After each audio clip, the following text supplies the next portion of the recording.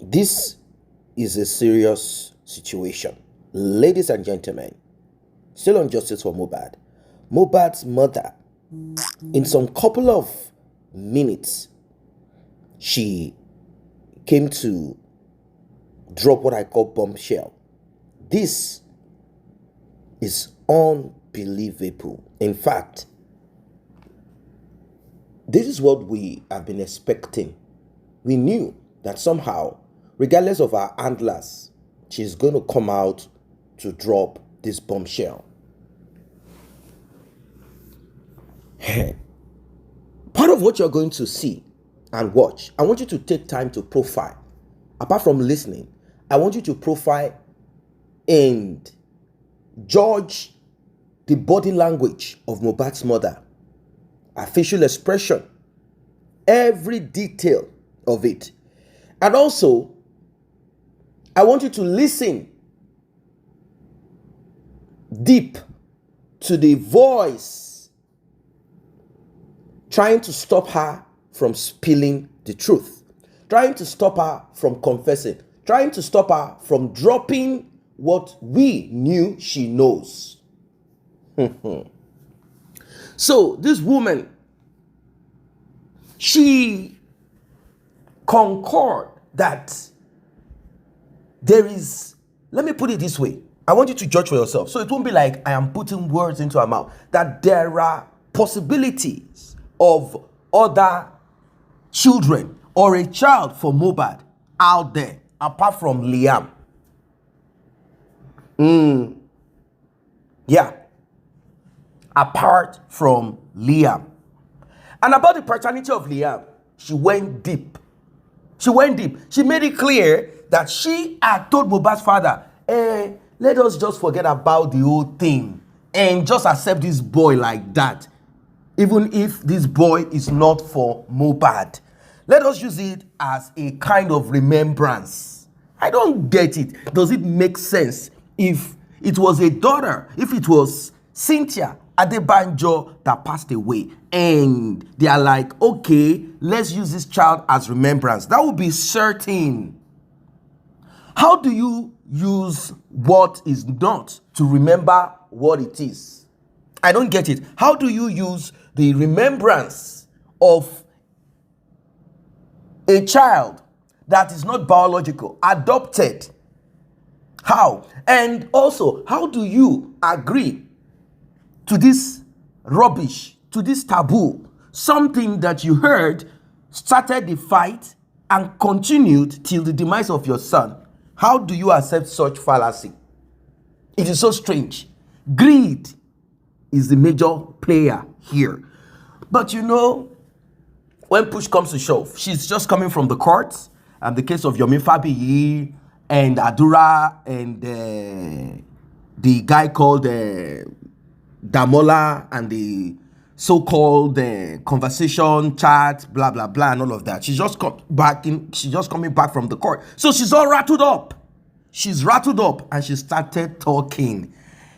And you know, when this woman begins to spill, she didn't know when her mouth started pouring out a lot of details. I want us to get right into this one straight. Don't forget to like and share. Tap on the subscribe button, turn on the notification bell. Returning subscribers, thank you. Those that have been here, thank you.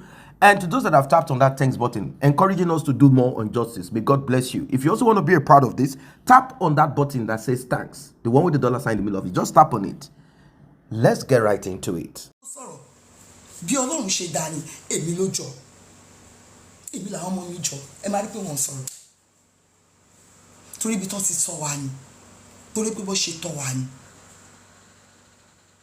Kò sí nǹkan tí Yomi Fabiyi ò ti ṣe tán. A lọ sí court, Dàmọ́lá ti sọ everything ní court. Lọ́ọ̀yà Dàmọ́lá ló sọ pé kí Dàmọ́lá sọ pé irọ́ ni gbogbo nǹkan tó sọ fún òun, tó dẹ̀ jẹ́ pé òótọ́ ni. Tí gbogbo àṣírí ti tú lọ ọ̀dọ̀ àwọn ọlọ́pàá, gbogbo evidence tẹ́ bá fẹ́ rí evidence fóònù yẹn, mo wá pé Dàmọ́lá, mo ní Dàmọ́lá fídíò ló wà lórí fóònù.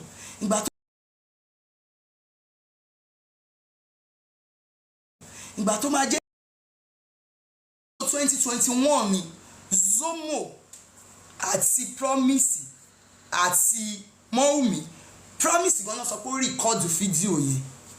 Inú wa bí mi, mo ní ṣe nǹkan tó fẹ́ fi lọ máa gbowó lọ́wọ́ àwọn ènìyàn. Ó dẹ̀ ní evidence lọ́wọ́. Ó dẹ̀ sọ̀rọ̀ bíi pé àdúrà ló ń sọ̀rọ̀ torí ó lo TikTok ẹ̀ láti lè máa ṣe nǹkan tó ń ṣe. Yomi Fábíyì sí rí òtítọ́. Ṣé Yomi Fábíyì tó sọ pé òun rí kámẹ́rà nínú ilé Mohbad tó ń parọ́ tó gba owó?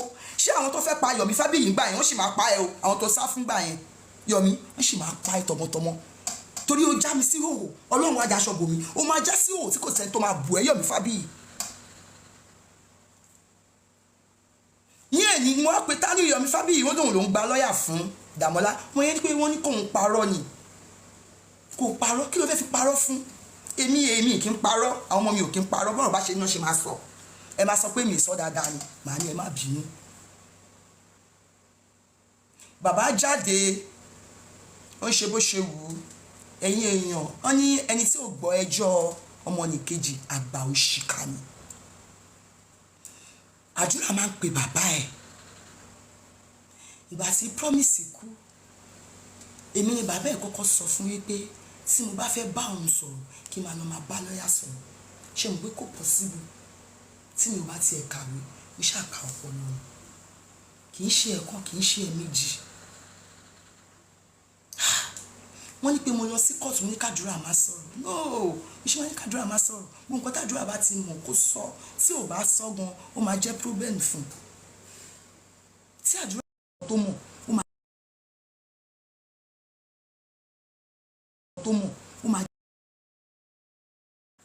tọ́mọ mi bá wà ní school máa sanwó.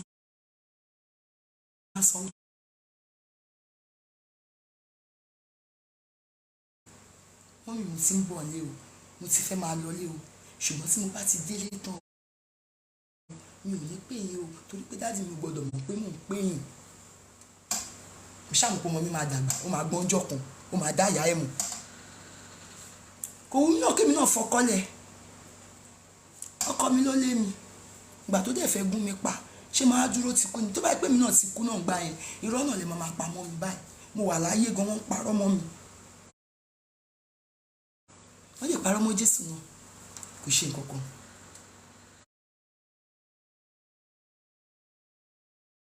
Di òtítọ́ mú kẹwàá di ètò ìṣe òtítọ́ mú. Tí bàbá tó máa sọ pé ó dọwọ́ ọmọ òun lọ́rùn, Jòsí ló sọ pé ó dọwọ́ ọmọ tòun lọ́rùn o. Ọmọ ló máa sọ pé ó dọwọ́ bàbá òun lọ́rùn, ṣùgbọ́n Jòsí sọ pé ó dọwọ́ ọmọ tòun lọ́rùn. Jòsí parọ́ mọ́ gbogbo wa pátápátá. Èmi ò lè deny mọ́ wù mí pé kí n ṣe ìyàwó Promise.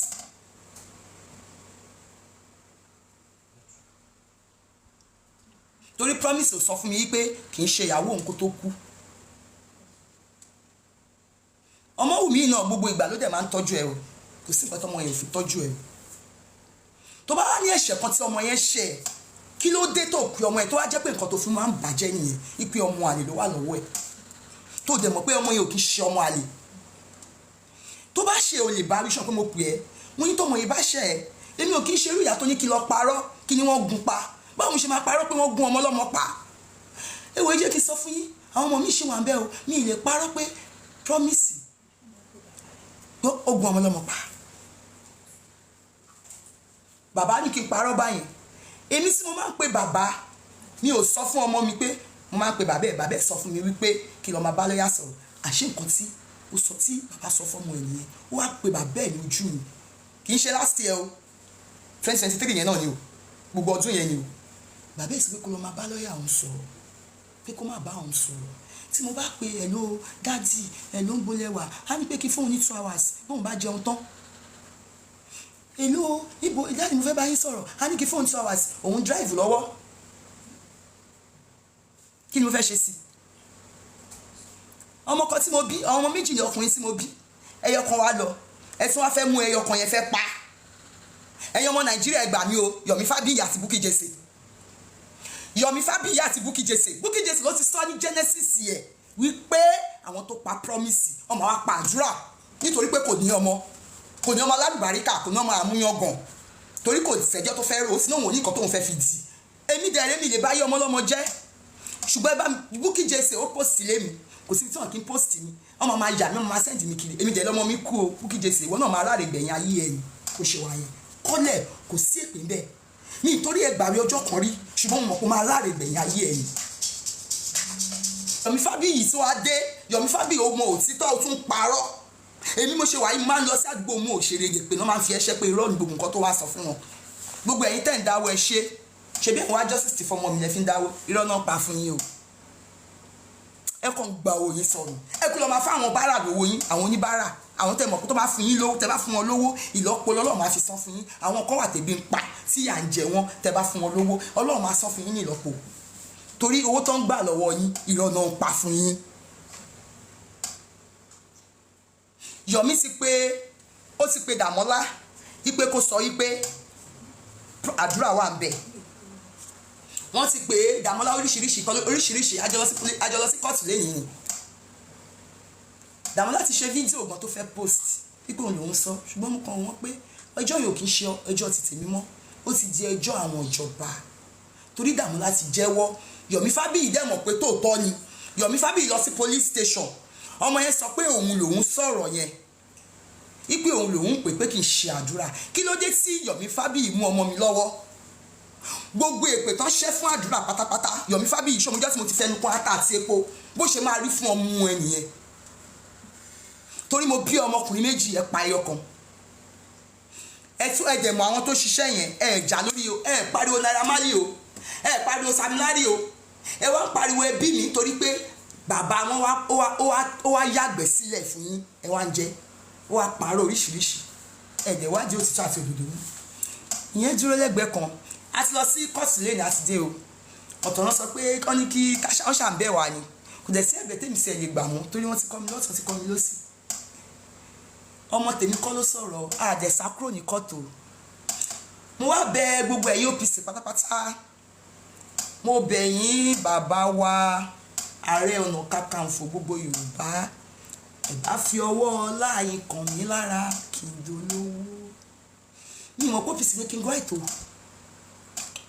bí mo ṣe ń tẹ̀lé wọn yẹn wọn ò fi OPC ṣọ́ mi èmi sì mọ̀ wọ́n tipẹ́tipẹ́ ṣùgbọ́n gbà tí bàbá ti ní kí ọmọ òun lọ ṣe ẹ̀wọ̀n gbà yẹn ó ní àdúrà tó ló sọ pé àdúrà ò pé òun àdúrà tí wọ́n sọ pé kó lọ ṣe ẹ̀wọ̀n ibo ṣé àdúrà jọmọ kékeré ni tó bá fẹ́ mú ọmọ ẹ ṣé kò mọ̀ bó ṣe máa mú un tó bá fẹ́ rí ọmọ ẹ tí bá fẹ́ rí ọmọ mi mo mọ̀ bí ṣe máa rí náà èmi ṣì ń yá ẹ̀ mo ṣe lè control ẹ̀ ń kọ́ ló máa control mi. ó wá bọ́ síta pé àwọn OPC wọ́n ń ṣọ́ ọmọ òun wọ́n ń ṣọ́ ìyá ẹ̀ àwọn OPC ò ṣọ́ mi o àbẹ́yìn OPC ṣe ṣọ́ mi mo ṣẹ̀ṣẹ̀ wá ń bẹ̀ yín ní orúkọ Ọlọ́run mo fi títóbi Ọlọ́run bẹ̀ yín mo fi Ọlọ́run bẹ̀ yín mo fi Kùránì bẹ̀ yín mo fi Bíbélì bẹ̀ yín kẹ́ wá máa ṣọ́ mi èmi àti àdúrà nǹkan kò gbọ́dọ̀ ṣe wá o bàbá ọmọ mi ò gbé kokéènì o mi mọ King White ní OPC mo ṣẹ̀ṣẹ̀ mọ̀ wọ́n ní o King White yẹn ló bá ọmọ ẹ̀ jáde ó pàdé King White ní Zone 2 láìmọye ìgbà bàbá yìí kò fèsì King White pé King White ni mo mọ̀ wọ́n sí kò fèsì wọn pé OPC ni ìgbà tí ó dé dùn mí gan fún King White gan ìgbà tí mo mọ̀ pé OPC ni wọ́n ó dùn mí gan fún wọn gan o torí bí tó ti ṣe èmi nìyẹn ìgbà tí Obelégùṣì fẹ́ gbé bàbá yìí King White ni ò jẹ́ kí wọ́n gbé àtàdúrà àṣọ́pìsì láwọn náà táwọn náà ò lè mọ bọ́ ṣe máa bá mi ṣe láti jọjọ́ ẹ̀ èmi ò parọ́ o nǹkan tí mo rí ni mo ń sọ àwọn tó lè sọ bá mi yí ọ̀rọ̀ mi pé mo sọ pé ọjọ́ Monday ni promise kú ọjọ́ Monday kọ́ ni promise kú ọjọ́ Monday kọ́ náà pè mí ọjọ́ Tuesday náà pè mí nǹkan tí mo mọ̀ ni mo sọ gbogbo ẹ̀ náà tẹ̀lé wá first note mi tẹ́ wá ń pè ẹ̀ máa rí kó ọmọ ẹ̀yin náà máa ṣọ̀fọ̀ ọmọ gbogbo àwọn tó yẹ kẹ́ ẹ pè wọ́n o ẹ̀yin ọmọ Nàìjíríà ẹ ṣé mo dúpẹ́ ṣùgbọ́n àwọn kankan wà ní tẹ̀wọ́n justice of mba tẹ̀ ṣe bí nọ́ọ̀sì wà ń bẹ tó gun lábẹ́rẹ́ prime boy ló na ọmọ mi tọ́jọ jà ní show mo dẹ̀ béèrè tó fi jọ jà ní show ó ṣàlàyé fún mi dáadáa àwọn èèyàn ṣàlàyé fún mi torí mo wádìí mi náà wádìí ṣe mọ̀ pé èèyàn gbọ́dọ̀ sọ nǹkan tí kò rí èèyàn gbọ́dọ̀ parọ́ mọ́ ọmọ lọ́mọ ìgbà tí mo ti mọ prime boy mo ti sọ fún ọmọ mi pé mi rí prime boy rí o ṣùgbọ́n ọjọ́ tí mo rí prime boy spirit tèmi takò pé olórí burúkú ọmọ ni ọmọ tí ìyá ẹ̀ ti fòbò jóná ni, ọmọ tí kò respect ilé, kò respect ìyá ẹ̀, torí pé Jòsí dẹ̀ ń bá ìyá ẹ̀ sùn. Èmi mo sọ fún Jòsí pé níjọ́ kejì tọmọ mi kú, mo ní ọmọ tó ń tẹ̀ sọ wípé ó bá ọmọ mi jà ńkọ́. Ó náà ti ní pé kó máa lọ, pé torí pé kọ́ má bàa pààrọ̀ mọ́, ipò tí ní kó sá lọ. Wọ́n ní kí ló tẹ́ fi máa sáré parun, kí ló tẹ́ fi máa sọ pé kó sá lọ. Ìgbà tí ò bá mọ nǹkan kan nípa ẹ̀, kò ní tẹ̀bí pé ẹni pé kó sá lọ, ṣé bí wọ́n jọ jà ní, á jẹ́ ṣàlàyé nǹkan tó fàjà. Ó náà ti ní pé kó sá lọ, yìí ní pé kó ṣe ní kó sá lọ, pé ó máa friend ẹ̀ níyà ẹ̀. Ẹ̀rí nǹkan tí Ìyálọ́ládé fojú wa rí. Ìyálọ́ládé ló da ẹbí wa rú, torí pé ó jẹ́ mú máa friend Jòsí. Èmi ò mọ̀wé, ṣé o ka ọpọlọ tó wá mọ̀wé tó ka ọpọlọ, kí ló dé? Àwọn Africa Television ó ní nǹkan tó fojú mi rí, tó ní pé kí wọ́n máa sign 2030 tí mo ní èmi bọ́n mo ṣe tọ́jú mi tó ṣe tọ́jú gbogbo wa tó fi ọmọlẹ̀ fún wa. Bàbá ń jáde wípé gbogbo tó ti rìn kiri láti jọjọ́ yìí, kí ló ń sọ bẹ́ẹ̀? Wọ́n rí pé kò wá justice, àbí ẹ̀yin náà mọ̀ pé bàbá fúnra rẹ̀ ni kò wá. Ṣé sọ wípé mi ni mi wá? Èmi wá kí tó pọ̀ ọmọ mi, mo jẹ́ mọ̀ pé máa bá mi rí lágbára Ọlọ́run tó ṣílẹ̀kùn ọjọ́ ènìyàn tó tún máa tì láago 12, ẹ máa rí gbogbo justice tèmi náà tí mò ń wá. Ṣùgbọ́n mo bẹ̀ yín, nǹkan kò gbọ́dọ̀ ṣe àdúrà, kò gbọ́dọ̀ ṣe Liam, kò gbọ́dọ̀ ṣe King Wise. Jòsí sọ pé àwọn OPC, ẹ̀yin OPC ẹ̀ dìde, King Wise ò ṣọ́ mi. Ṣùgbọ́n mo bẹ̀bẹ̀ Ààrẹ Ọ̀nà Kakanfò gbogbo Yorùbá, ọmọ Yorùbá ni yín, ọmọ Yorùbá ni mí, ẹ jọ̀ọ́ nítorí Ọlọ́run ẹ wá bá mi dá sọ́rọ̀ yìí. Mo sọ gbogbo police station tí mo bá ti dé, mo máa sọ wípé kí ló dé tẹ̀yin ò pe bàbá yìí, kẹ́ pe ìyá, kẹ́ pe ọmọ, kẹ́ pe ìyàwó, kí ó tẹ̀ ń gbẹ́jọ́, ẹ má gbẹ́jọ́ tèmi, kẹ́ lọ bá Jòsí jà o. Ṣé gbọ́ nǹkan tó ṣe ni mò ń sọ. Tó bá ṣe pé ọkọ gidi, orí ẹ̀ ò sí bent, olórí ilé náà pé adé orí ò ti ṣìbọ́, ó máa pe ọmọ ẹ̀. Wọn ò bí àdúrà àdákú má dá bàbá ẹ lóhùn, ta ló gúnyán fún tó ní tọ̀bì òṣòro. Ṣùgbọ́n Jòsí sọ pé kàn ti ọmọ òun mọ́ sẹ́ẹ̀lì nítorí pé ó gbéyọ̀, ó sọ pé ọ̀rọ̀ yọ̀, ó ní iye tẹ́ fún gbà yẹn náà tó fi sú àdúrà, ó ní iye tí Yomi Fabiyi náà ti gbà, ó ṣe conference. Yomi Fabiyi àlóyè ẹ yú ẹ, ká ní ọjọ́ yẹn ó lọ mi stock níjọ́ yẹn ni, wàá rí pé màá gba ojú ẹ, màá faṣọ ààrẹ ẹ̀yà, kí ló fẹ́ ṣe fún mi? Kò sọ ọlọ́pàá ẹ̀ tó fẹ́ mú mi torí pé òun parọ́. Ọmọ ẹ wà níbi tó wà, ó ní ọmọ kan ló bí, mo sẹ̀rẹ̀ bí ọmọ 100 ló bí ni, torí tó bá bẹ̀rẹ̀ sí, tí kan bá bẹ̀rẹ̀ sí ṣọ́kú ó máa kú bí méjì. Òun parọ́ mọ́mọ́ lọ́mọ, ó tún bọ́ síta ìgbà tàdé láti conference, ó tún wá parọ́ tó dẹ̀ mú òtítọ́, wọ́n dẹ̀ dáwọ́ fún ọjà ń gbà. Gbogbo sí Jòsí náà gbà lọ́wọ́ yín, kí ló fi ṣe? Ṣé fi lọ yẹ́yìn Mohbad padà ni abẹ́ fi lọ ra pósí?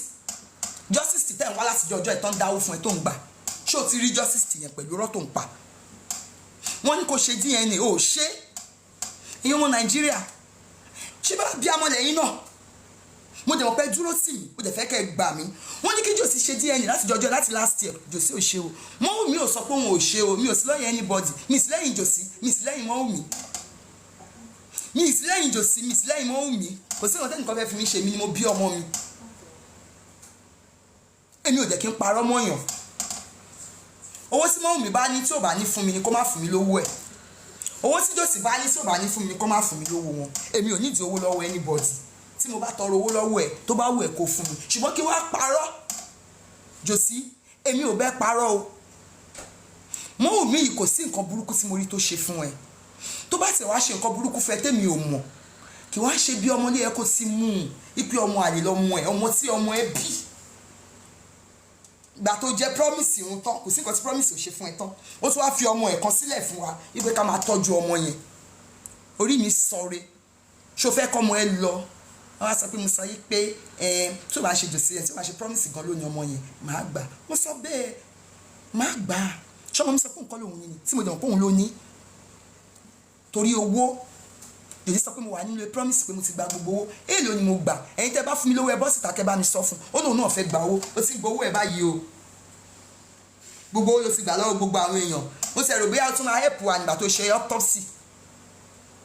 Àrí result autopsy ò fake ló wà ń bẹ̀.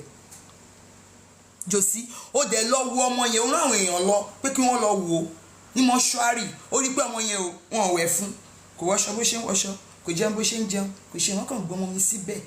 Ayé ẹ ti bàjẹ́. O fi promise sílẹ̀ ń bẹ̀ yẹn. Ẹ̀rù bá ẹ tí gbogbo ẹ̀rù èèyàn bá bá ẹ, o ò bẹ̀rù ọjọ́ tí mo bí ọmọ yẹn. O ò mà lọ́rùn ò tún láyé. Mi ò dá òun ya ìyàwó tó ti fẹ́ lé mi lẹ́yìn. Táwọn náà bá bọ́ tán máa rí sọ. Mi ò dá ṣe bóbìnrin lẹ́yìn náà. Èmi náà gbàdúrà pé kí ọmọ yín kó fẹ́ ru Jèsì lọ́kọ. Ó dùn mí pé Jèsì ni òbí mọ́. Olórí burúkú lọ́nà ọmọ ẹ̀. Mi ò rí o, ṣùgbọ́n náà sọ olórí burúkú lọ́mọ ẹ̀. Ọmọ òfò ọmọ àdánù kò ṣeé fi yan ọgàn. Wọ́n sọ bẹ́ẹ̀ fún mi ni mi ò rí o. Mi ò kí ń bọ́ ọmọ lọ́mọ. Ṣùgbọ́n èmi náà wá rí nínú ìwà pé tòótọ́ ni torí tó fi lè ṣe bẹ́ẹ̀ fún ọmọ lọ́mọ. O ní ẹni tó pa promise máa wá pa àdúrà. Ó jẹ̀ rán wọn wá tòótọ́. O ní kí àwọn olè wá já ilé mi. Gbà tẹ́ pa ọmọ mi tán, Bukky Jesse, o mọ ikú tó pa ọmọ mi. Tó o bá mọ ikú tó pa ọmọ mi, o ò ní sọ wípé àwọn tó pa àdúrà, àwọn tó pa promise máa wá pa àdúrà. Jòsí, wọ́n máa sọ̀rọ̀ sí ẹlẹ́rìí. Ẹni ń já wáyà, gbogbo ìrìn ló sì rìn tán, kò síbi tó rìn dé torí irọ́ la bá ń bẹ̀ gbogbo nǹkan tó ń ṣe pátápátá.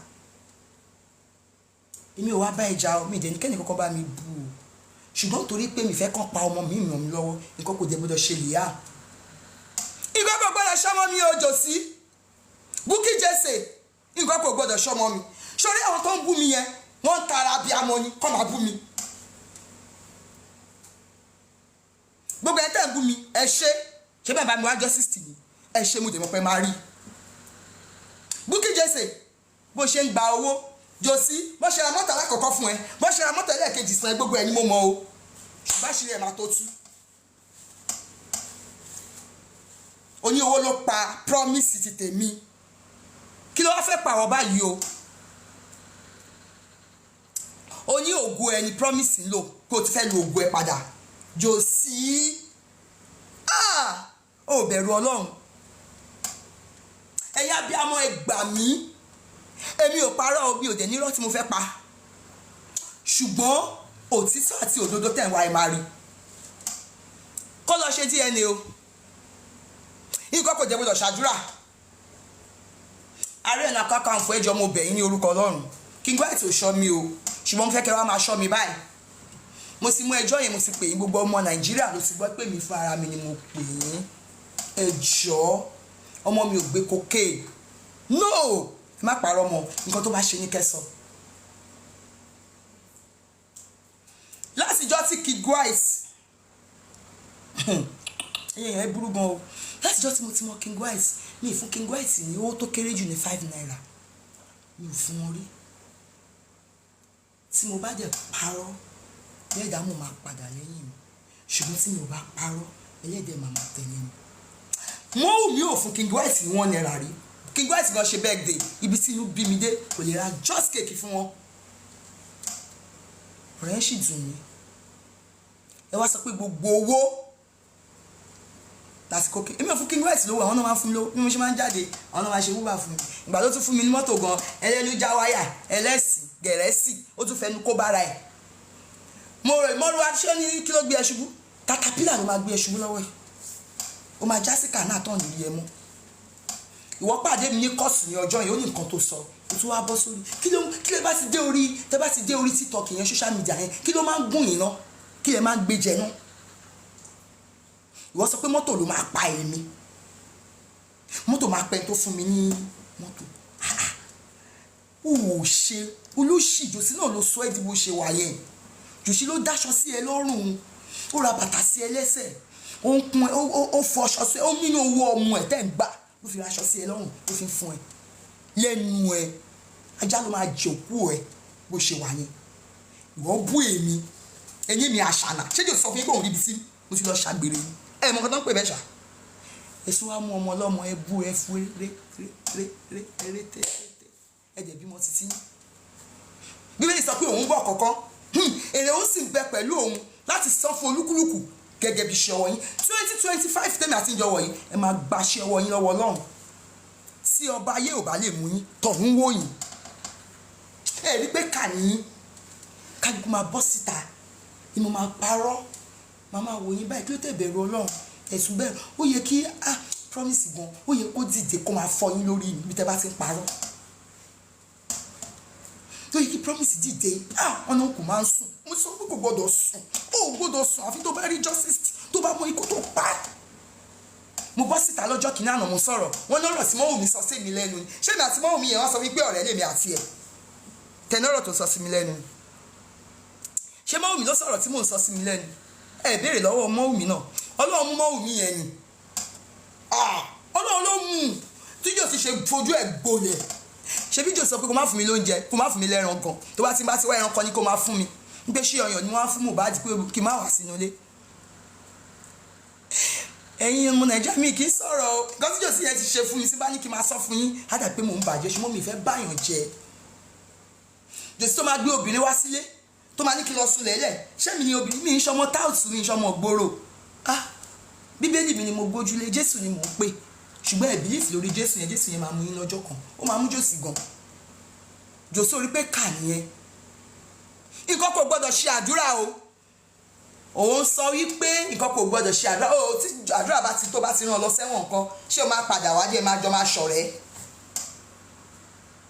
ìwọ tún parọ́ pé o lọ bá ìka ní jòsì mo bí ọmọkùnrin méjì fún ẹ ó wá fojú mi gbolẹ̀ báyìí àwọn ọmọ alálùbáríkà ṣọ́ọ̀ṣì sọ fún ẹ pé náà àwọn ọmọ tó kù yẹn irú mọ́ wà nínú wọn àbí wọ́n lè dàgbà bí promise àbí wọ́n lè gbójú orí promise mi tó bá tiẹ̀ máa ṣe bẹ́ẹ̀ fún ẹ ó mọ̀ pé ó máa ti dàgbà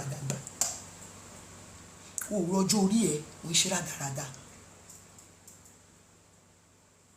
ìyẹn ọmọ Nàìjíríà ti dé láti kóòtù ní ọ̀sán yìí gbogbo wa náà lájọ lọ gbogbo nǹkan tó ti ṣẹlẹ̀ ń bẹ́ẹ̀ ní ti fi máa sọ̀rọ̀ tó yí rọ́bìṣì ni tí lọ́ọ̀yà ní kí wọ́n máa bẹ̀ wá ká máa parọ́ yẹn ká sọ wípé àṣẹjọ́ wọn kan lọ post ní ọmọ gbogbo yẹn torí ìṣojú mi báyìí ni ọmọ mi mo wà láyé ọmọ mi kú ṣé mo tún máa lajú mi lẹ̀ kan tó wá pàdúrà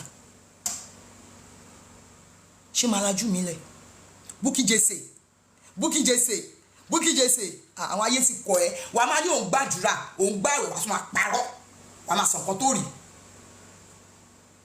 gbogbo yẹn wá kóra yín jọ èmi ò bẹ́ẹ̀ ní kankan nínú yín o ẹ̀yin lè mọ̀ pé ìwà justice tèmi mi ò mọ̀ pé ìwọ ń wá justice tèmi bó ṣe wà yín mo mọ àwọn tó ń wá wọn tí wọn ò múrọ́ mọ́ tí wọn ò ṣèké tí wọn ò lọ gbowó lẹ́yìn gbogbo yín lẹ ti gbowó lẹ́yìn ẹ má bínú àwọn kan ti gbowó lẹ́yìn wọn ò lè sọ òtítọ́ jòsí náà ti jẹ dòdò kò lè sọ òdòdó jòsí nǹkan kò gbọdọ̀ ẹ̀yin ọmọ Nàìjíríà ní mi pariwo nígbà yẹn mo wá pariwo jòsí báyìí o tó bá fẹ́ rí ọmọ ẹ̀ kó wá bá mi tí ó bá jẹ́ wàá bá mi kó pe ọmọ ẹ̀ gbogbo last week ọmọ ẹ̀ sì pé kò gbé kọ́ on the first ọmọ ẹ̀ pé kò gbé kọ́ last week ọmọ ẹ̀ pé kò gbé kọ́ ìgbà tí mo tún gbọ́ pé wọ́n bá ọmọ yẹn fà pé kò ń pè bàbá ẹ̀ ọmọ òṣì ọmọ tèmi ò kì í ṣe ọmọ òṣì ẹ̀yin lọ bí ọmọ òṣì lẹ́bọ̀ ọmọ òfò lẹ́bọ̀ ọmọ àdánù mi ò bá wọn bí tí jọ́sì bá fẹ́ ṣùgbọ́n ló bí ọmọ ẹ̀ ṣé kò mọ̀ bí ṣe máa pe ọmọ ẹ̀ ní ẹ̀yin èèyàn tẹ́bí mo ṣe wà ní mo bí wọn èmi mọ̀ mi ṣe máa pe àwọn ọmọ mi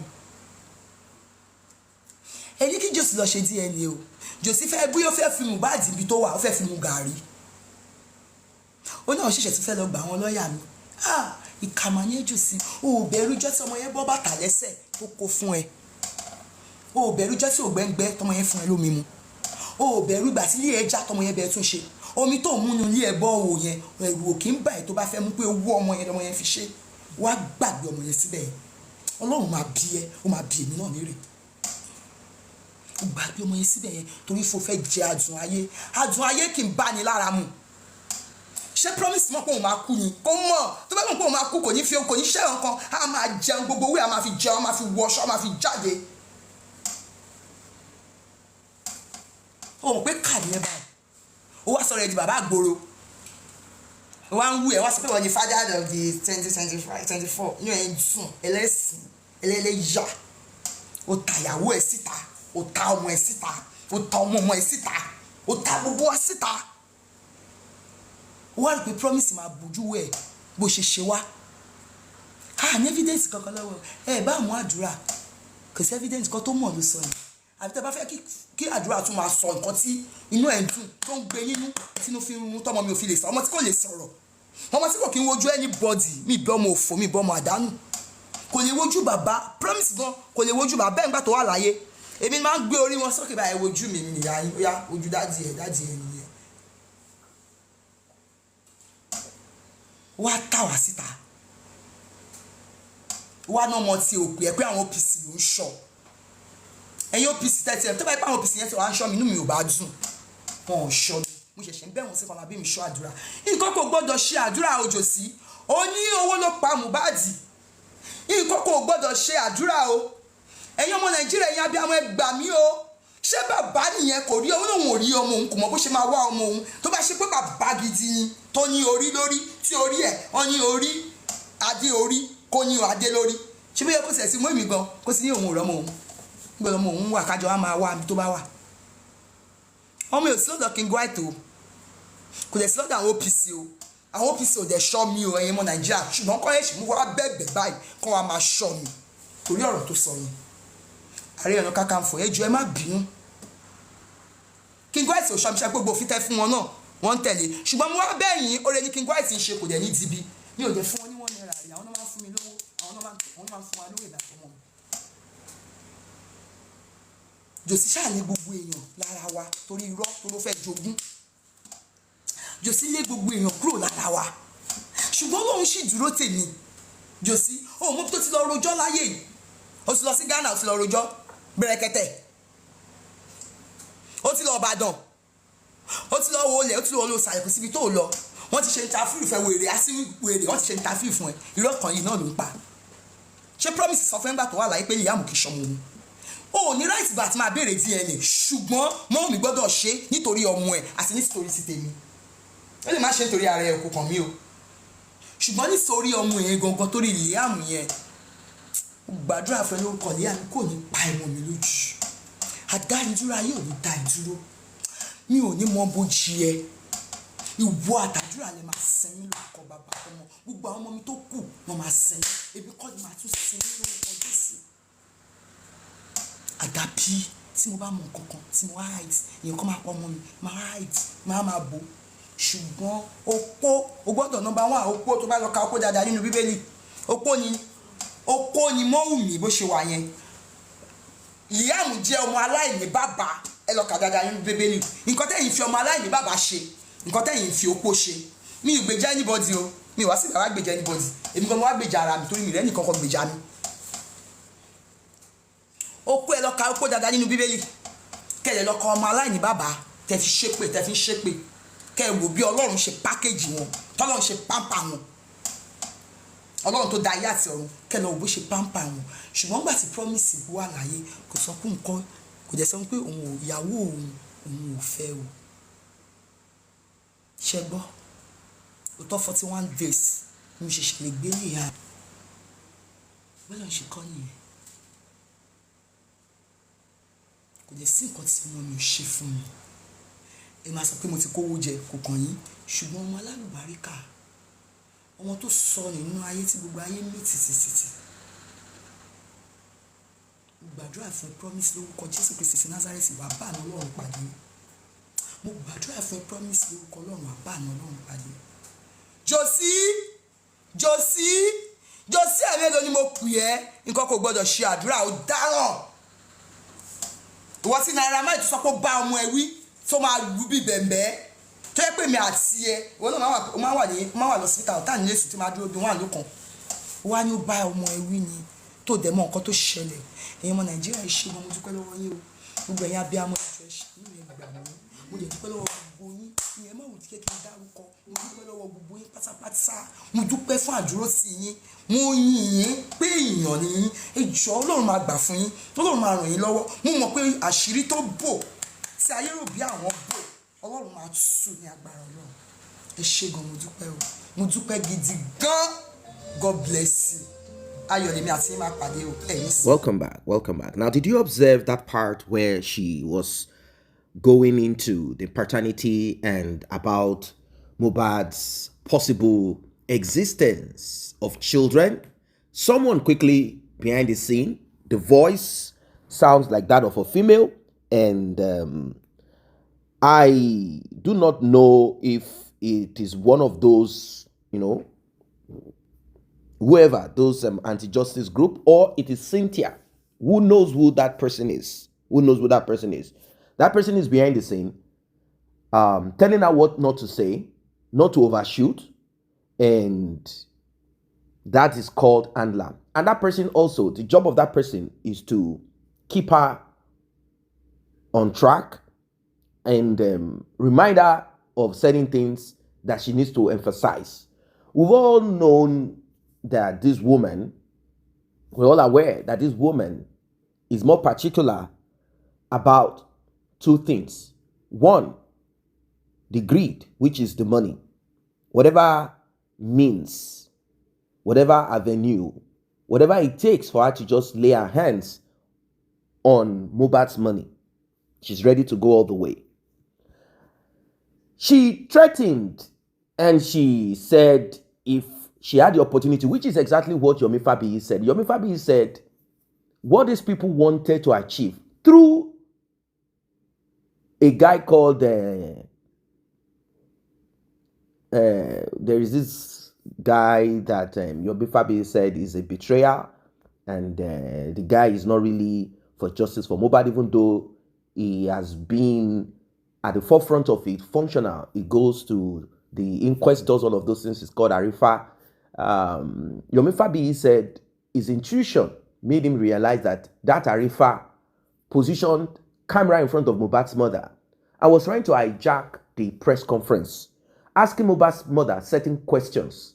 And to him, he said what he could deduce from it is that he wanted to create a situation where Mohbad's mother will jump and grab the clothes of Yomi Fabiyi to disgrace him, to tear his clothes. So that will be recorded.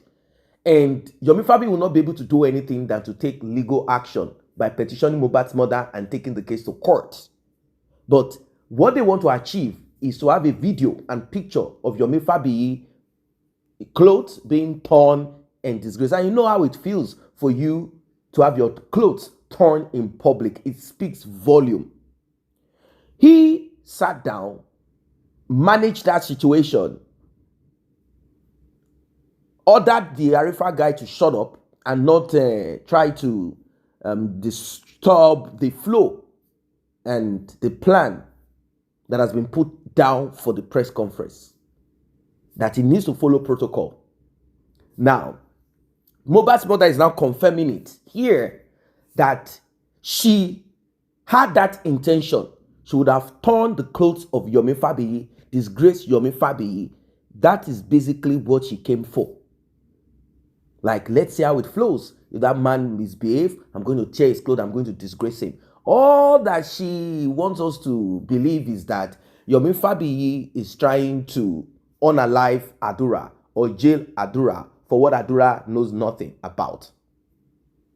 How is it possible, she said, how is it possible for Adura to know what RIP is brother and keep, not even her herself, that she cannot do such? She started talking about she's not backing Mohbad's father, neither is she backing Cynthia Adebanjo. No, I'm not backing her. But I will not be brought into this craziness. I will not be manipulated by Mohbad's father to put RIP on Cynthia. And not just that alone. She said, I know that you have issues with Cynthia, repeating the same old story. So if I am friends with you or I have issues with you, and now there is a more serious issue, the demise of someone, I don't understand. So if I've been friends with you, does that mean that the demise I will embrace? Maybe that's what she is doing. Because she ended up berating Cynthia, saying, hey, Cynthia, remember then when I came to that house, my son's house, Mohbad's father would tell his son and tell you that you should maltreat me. You put one meat. It's still about the meat, the number of meat that Cynthia will put on her plate. And it will take so long. I understand that part of it, how bad it feels. I know how bad it feels. I do understand that part of it. I know how bad it feels as a mother having problems with the father and you both went apart, and later you got around your son and your son does not want to balance the equation. Like, you know what? Regardless of what has happened, my mom is my mom. As long as she did not RIP me, And she did not just move out of the house. You guys had issues. It's not as if she left and then you started having issues. Like, why did you leave? Mohbad, at that time, could not manage the situation. If he did manage it, maybe it would have reduced the concentration of, this concentration of venom. So mom did not forget about it. So she's now berating Cynthia and says, Cynthia, whatever Mohbad's father is doing right now to you, you deserve it too because you maltreated me. You maltreated me too. It means that she cannot forget. And she does not have the opportunity to say to Mohbad, I have forgiven you. She still holds that grudge within herself that Mohbad maltreated her. Even though Mohbad started showing hands of goody, like give her money, open shop, Mohbad didn't do it according to her because Mohbad wanted to do it. Mohbad had to do it because she had to beg Cynthia, kneel down and ask Cynthia, please help me influence Mohbad. She is not happy that she could not directly speak to Mohbad or connect to that thing in Mohbad as son to mother. She's not happy about it, that she had to go through Cynthia. She has not forgiven Mohbad for that, and particularly Mohbad's father. It is still something that she holds close to her heart, something that she is unwilling to let go of. She's unwilling to let go of it. And she said it at that press conference, that Mohbad used me to make money. She didn't finish it. The conclusion of it is, so I deserve to take that money and enjoy it. Let me enjoy the shame and ridicule that he put me through. I want to enjoy that money. So I'm going to do whatever it is that it takes. If I am going to be quiet, if I am going to pretend, I will, as long as that money is coming to me. So how then can Mohbad get justice? She's saying to Mohbad's father, you said I enjoyed money. What did I really enjoy? You said you didn't enjoy nothing. But now they've bought you 2 cars, right? They have given you this, they've given you that. So keep enjoying it. Let's see where this will all end. Now, talking about DNA, she's making us believe here that Mohbad's father, from the order given by the court to get DNA done, has refused to get DNA done. That this man wants to continue to deceive the public. Now, Mohbad's father has not been too open about the DNA. Let us be sincere. The only thing he said is going to get the service of the lawyer attending the inquest to do due diligence to the aspect of DNA. It means, now that's my personal thought, and from what we are hearing, even though Mohbad's father has not made it clear, he needs to clarify it. Clarify it. Mohbad's father probably wanted certain situation amended on that DNA, such as maybe having his own DNA done, having the government do theirs, and Cynthia, if she wants, can do her own. So they can have 3 DNA samples. Now, is that what Cynthia does not want? Now, the other part that we heard is that Mohbad's father provided 2 places to get the DNA done. One is Ibadan Teaching Hospital and St. Nicholas, Lagos. They said that Cynthia said she wants it done in Lagos. Now, some people are worried. They felt there is a possibility that in Lagos, they can, canvass one of the laboratory geneticists, or what is it called, to manipulate results if it is not done by maybe the head of the laboratory. If it is done by just one of the staffs, Any of them can be reached. So that is a fear. That is the fear that there is a possibility of them having a reach in Lagos to manipulate results. But in Ibadan, they said they don't have any reach there. That is going to be done. And the results will be correct, will be 100%. So to me, I said, there is no need to have issues with Ibadan, Lagos, whatever. The solution to this is very simple. Let it be done in 3 ways. One done abroad, one done in St. Nicholas in Lagos, and the third done by Cynthia if she wants. The control will be the one coming from abroad, not because it's abroad, but it will be done in a well-known laboratory, hospital. That's where it will be done. Hospital that will not and can never ridicule themselves or allow themselves to be bought. How much will they give to that hospital to bribe them? Do they even have the money? They don't. So that's what we are saying. That will solve that. So that part, she's saying, Mohbad's father, accusing Mohbad's father, saying that man is not ready to get DNA done. That the man is aware that that child belongs to Mohbad. And even if that child is not for Mohbad, can't we just adopt that child? Can you imagine? This woman is not a normal person. So she has berated Yomi Fabiyi, cursed Yomi Fabiyi, said Yomi Fabiyi will lose children or lose his child and even his own life. Also, Bukky Jesse, she lambasted Bukky Jesse, said all sort of whatever that she can think of. Lambasted her child, said all manner of things to them. It is so sad. So sad. So sad. She said, there is no camera in that house. Can you believe? Can you imagine this woman? I know she has been to that house. Say Yomi Fabiyi is just trying to deceive people, claiming that there is camera. And she talked about the 3-second video that Adura said he has about 10 minutes of it. And she mentioned names of those people in that video. Cynthia, Mohbad, and one other person.